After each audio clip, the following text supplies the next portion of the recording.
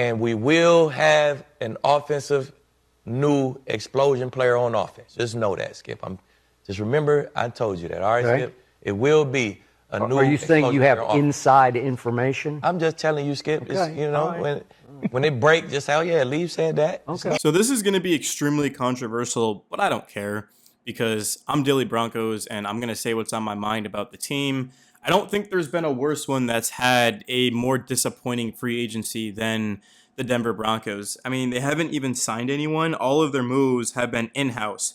Jaleel McLaughlin, Lil Jordan Humphrey, Adam Prentice, Lucas Kroll, Alex Singleton, J.K. Dobbins, Tim Ellinger. Like, don't get me wrong. These are very, very important depth pieces to the team. Some of them more than the others, right?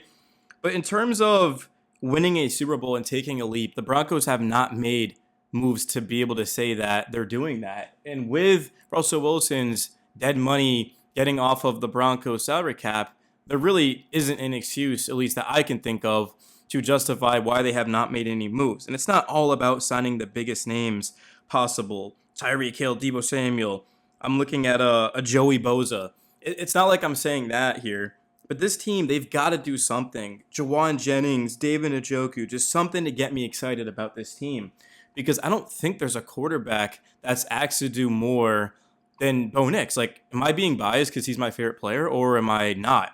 Josh Allen, Patrick Mahomes, like even those guys, Lamar Jackson, I mean, you're handing the ball up to James Cook. Now Kenneth Walker, Derrick Henry. The Broncos don't have a player of that caliber. Yeah, I like R.J. Harvey.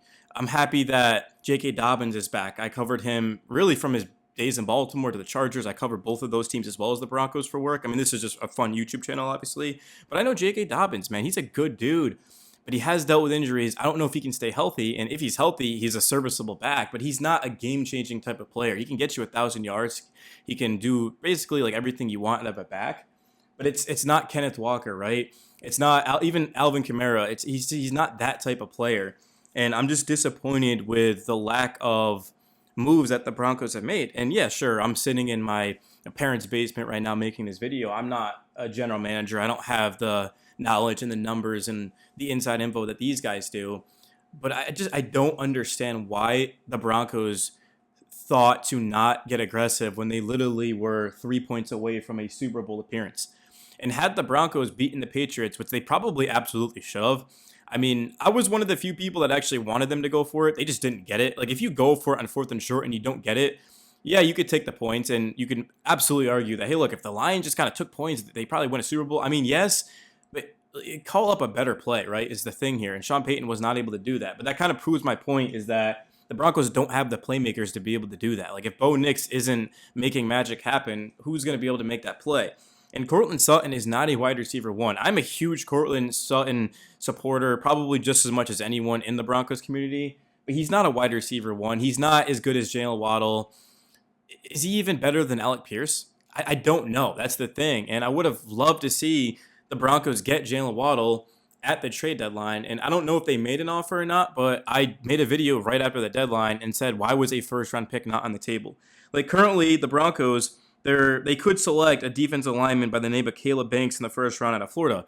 Would I rather have him or would I rather have Jalen Waddle? Like, if the Broncos had gotten Jalen Waddle and Bo Nix stayed healthy, which, I mean, I don't know what would have happened, but, like, this team wins a Super Bowl. I still think that the Broncos would have won the Super Bowl. And they're technically still, like, in a rebuild. Like, Russ's contract finally is off the books now. This is a young roster with its core intact. So, like, people think the Broncos legitimately were, you know, in the 5th year of, like, Bo Nix. Like, guys, no. Like, this was 2nd year Bo Nix coming off of a very, very, I don't know how to put this into words.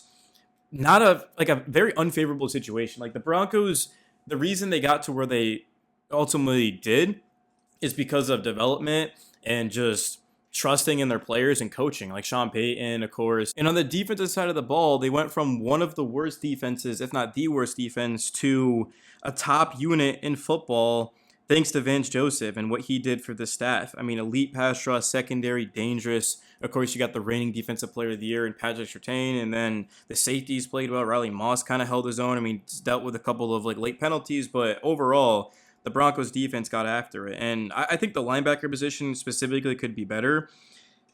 Singleton, Strauss or not, I mean, he stepped in with injuries, and he's a special teams guy as well. I think the linebackers really could be better. But Hugh Robinson's got potential. Jonah Ellis. There's a lot of guys who are they're just kind of guys, right? There isn't like a game changer in that room. So I'd like to see that. But that's kind of the thing here is the Broncos are a couple of pieces away from legit being so good. And they just haven't been making those moves. And maybe they've got something planned. I don't know.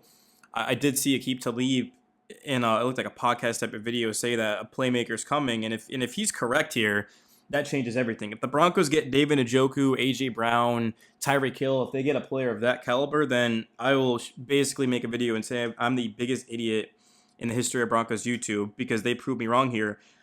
I just don't know. And I shouldn't know because I'm not in the organization. But, like, man, I would kill to just have something happen, man. Like, the trade deadline, the team was quiet. And now free agency, they're quiet. The draft, I mean, hopefully that goes well because, as we know, if you do not hit on your draft picks, you are in very big trouble.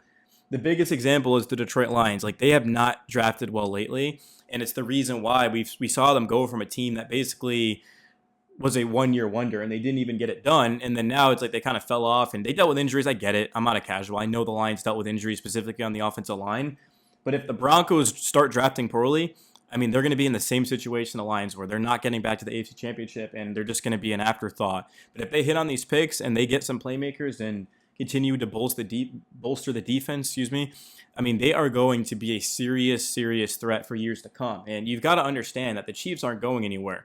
Justin Fields is a serviceable quarterback. He's not amazing by any means. But Kenneth Walker, they've got the 9th pick, I believe, at the top of my head in the draft. The Chargers have gotten even better. The Raiders eventually won't suck. I mean, they've sucked my entire life, but find it very hard to believe that with the free agency they've had and that number 1 pick, taking that kid out of Indiana. I'm not a big college football guy by any means, but I did watch the championship, and man, that kid is an absolute stud. I don't think he's like generational, but I think he'll be good. So the Broncos need to wake the hell up, man. This is ridiculous. There isn't a quarterback in football that's being asked to do more than Bo Nix, and he was able to make magic happen. I thought Bo Nix looked awesome against the Bills, and man, I miss Bo Nix so much because he didn't play, of course, against the Patriots, and honestly, it still was a close game, and the Broncos had a chance to win. But you can't expect Jarrett Stidham to kind of step in the AFC Championship against a good Patriot defense and team overall. Mike Vrabel, what he brings in that culture and identity, you can't really have expected him to come in and to win that game. And that's exactly what happened. Is the Patriots, I mean, they were the better team. It's as simple as that. And then they got smoked in the Super Bowl. Whereas the Broncos, had Bo Nix just stayed healthy, they probably make that game interesting. Maybe, I don't know if they would have won it, but it would have been very interesting. But we'll never know, man. And I'm hoping that the Broncos can get back. I don't know why they wouldn't. I mean, well, I do, because the only way they wouldn't is if they continue to do nothing in terms of moves. But it is March 16th. It's not like it's the summer, right? I mean, they still have time. But I am starting to get a little bit nervous here. And I haven't made a video literally since the AFC Championship game, because what am I going to talk about? There's been nothing to talk about until this point in time. So as soon as the Broncos make an actual move, you guys will hear from me very quickly because I'm going to talk about it. And yeah, let me know your thoughts. Am I dumb? Am I right? Am I kind of right? Am I kind of dumb? Do you guys agree? Do you disagree? I'd love to hear it down below. I read all my comments. And as always, my name is Daily Broncos, and I'm out, boys. Peace.